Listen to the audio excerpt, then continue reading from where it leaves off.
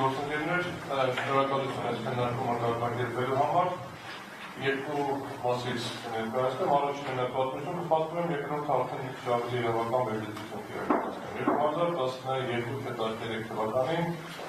կառավարության կոմիտեի նիստում քննարկվում էր բռնագանձման ենթակարգը, այսինքն վարչական ակտերը ոնց պետք է բռնագանձվեն, որովհետև եթե հիշեն, ովքեր ավելի դրան նախկին ժամանակահատվածում աշխատել են, վարչական ակտերի բռնագանձման հայտնատեսակ կար, այսինքն 4 հայտնատեսակ, որոնք ներկայացնում էին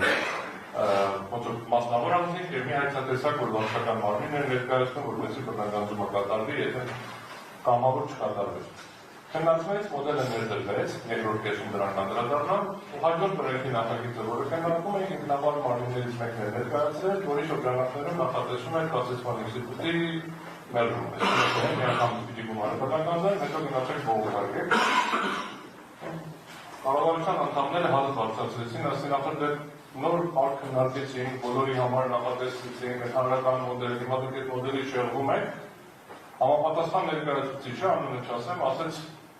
Բարավարչապետ, ախր դե բողոքարկում են, գնում են դատարան, բոլորը սպասում են, որ պետք է ասի տերվում է, ժամանակ են ձգում,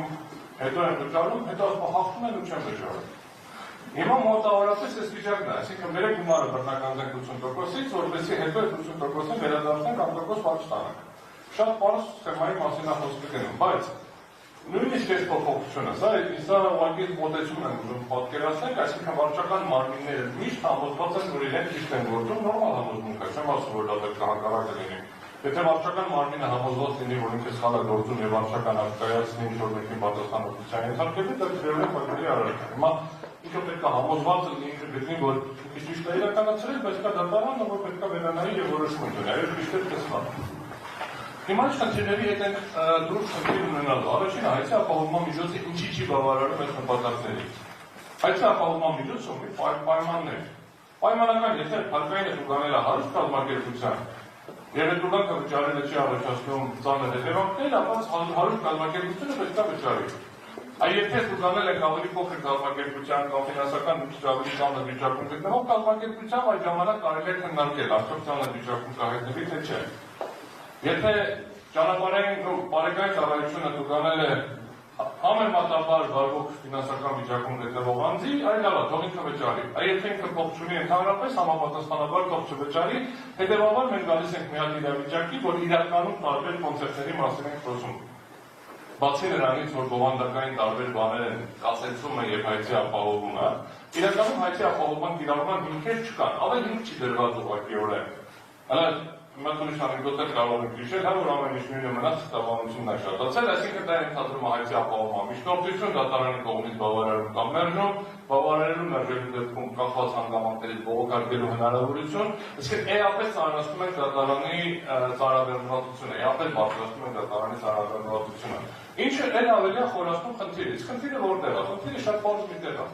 Դատարանների քանակը պետք է ավելացնել 5 անգամ։ 6 անգամ, 7 անգամ, որովհետև պետության պարտավորությունն ապահովել ողջամիտ ժամկետում դատական պաշտպանությունը։ Կարող է պետք չի 7 անգամ ավելացնել, պետք է վարչարության որակը բարելավել, որ այս քանակի գործերը չգնան դատարան եւ համապատասխան դատարանում չբողոքարկվեն, բավարարվեն դրանից հետո առաջացող հետևանքներով։ Որովհետև ինչ է ասում պետությունը նոր նախագծով, ասում է շատ պարզ բան, ասում է դատական process-ը տևում է արագ, դանդաղ ներողություն, տևում է դանդաղ երկար, ով պետք է կերի այդ ռիսկը։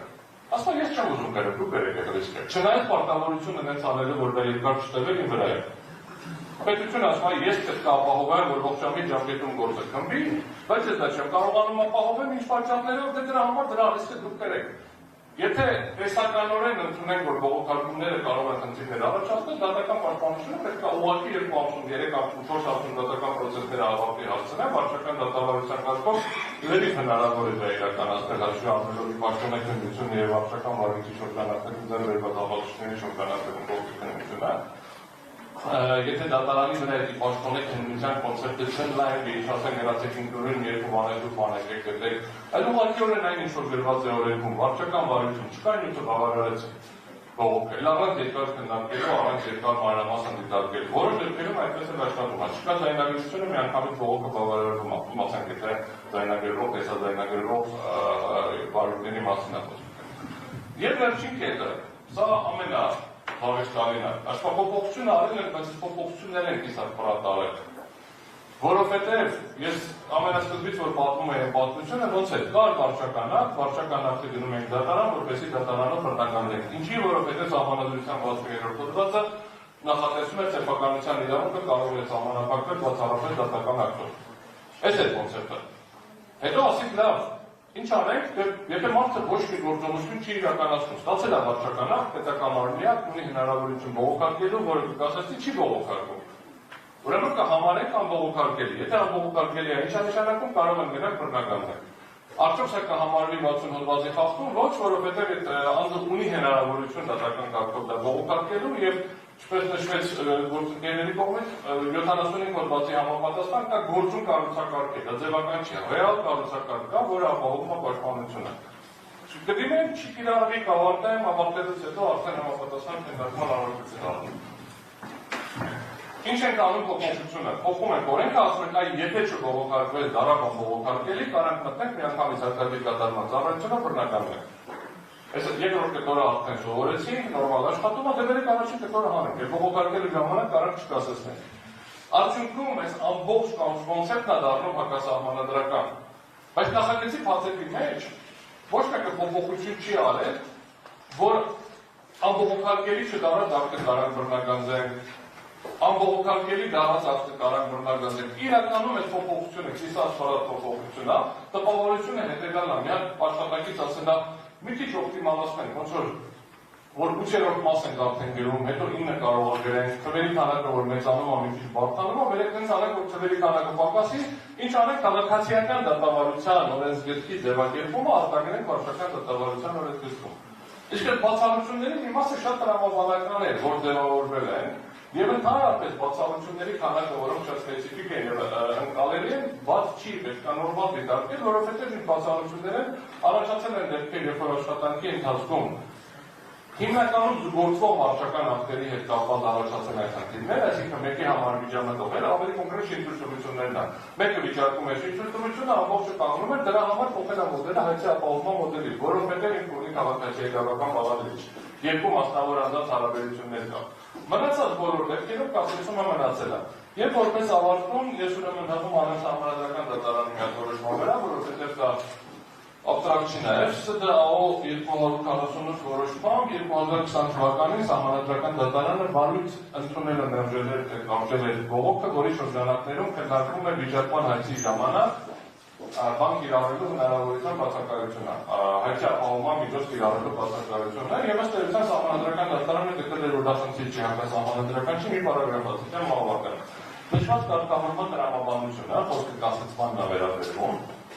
Իդիրս այլի կայանում է նրանում, որ վիճակման հայցի բավարարման դեպքում դատական ակտ ուժի մեջ մտնելով, վիճակվող վարչական ակտը պարզապես կորցնում է իր իրավաբանական ուժը։ Այլ կերպ ասած, նշված տեսակի հայցի բավարարման դեպքում կայացվելիք վերջնական դատական ակտի կատարումը որպես այդպիսին պայմանական բնույթ է կրում, քանի որ այն չի ենթադրում միջնորդավորված որևէ գործողություն եւ այդպիսով չի առաջացնում կատարման հետ կապված այնպիսի դժվարություններ, որոնք բնորոշ են դասական իմաստով կատարման ենթակա դատական ակտերում։ Ասում ակտը կար, վարչական վիճարկեցի, երբ որ վիճարկեցի այս ակտը, ճանաչեցինք անվավել, հիմա անունը դրեցինք վերացնել, այդ կատարել չկա, չպետք է մի հատ էլ հարկադիր կատարողը կա, այս վերացնելը կանի ինչ-որ շրոտերի մեջ այդպես սպասի վերացրեցինք այս ակտը։ Ինքը վերանում է դատարանի ակտի ուժով, իսկ հայցի ապահովման ամբողջ կոնցեպտը արդար դատականության իրավունքի մեջ է, որը ենթադրում է, որ դատական ակտը ոչ միայն պետք է կայացվի, այլ նաև պետք է կատարվի։ Քանի որ կատարելու խնդիր վիճակման հայցում չկա ընդհանրապես, հետևաբար չի առաջացնում որևէ անհրաժեշտություն այս դեպքում ունենալ ընդհանրապես հայցի ապահովման այս կոնցեպտը։ Կրկնորեն բացառություն են կազմում, եթե մենք դիտարկենք երրորդ անձանց իրավունքներին վերաբերող վարույթները։ Բոլոր այդ դեպքերում, երբ որ խոսքը գնում է պետություն քաղաքացի հարաբերություններին կամ մասնավոր պետություն հարաբերություններին, առանց որևէ երրորդ անձի մասնակցության, չունենք կառուցապատող, չունենք ապրանքային մեխանի իրավատեր, չունենք սպառողը, որ կարող է գա այս անորակ ինչ-որ ապրանքից օգտվի, չունենք հրդեհից հնարավոր ուժով անձը, որ հրդեհ կրնի շենքը կփլվի ինչ-որ մարդու մնացարկը, բոլոր դեպքերում կասեցվում է եւ որևէ խնդիր չի առաջանում։ Հետևաբար կարծում եմ նախագիծը